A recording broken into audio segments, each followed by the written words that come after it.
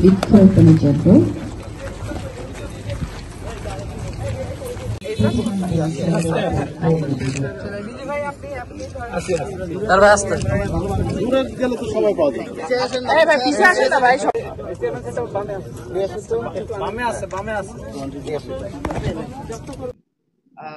রাজুকে অনেক ধন্যবাদ যে প্লট বানানোর পাশাপাশি তারা এই সবুজায়নের গুরুত্বটাও বুঝতে পারছে।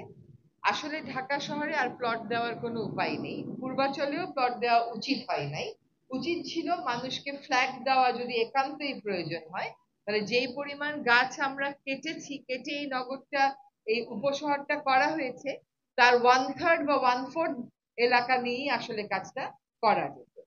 কারণ একটা প্রাকৃতিক 10 সাল থেকে আমরা আপ্রাণ চেষ্টা করেছি, আদালতে গিয়েছি, শেষ পর্যন্ত 144 একর বনভূমি রক্ষা করতে পেরেছি, কারণ ওটা অফিসিয়ালি বন ছিল, বাকিটা বন ছিল না, কিন্তু আসলে এই এলাকাটার আবহাওয়া একদম বনের মতোই ছিল।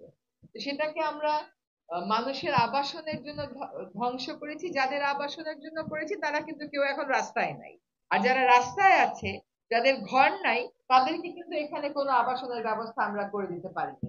তো এই যে আমরা বৈষম্যহীনতার কথা বলি, সাম্যের কথা বলি, এই উপশহরটা একটা স্ট্রাইকিং, একটা একটা জলজলে উদাহরণ যে আসলে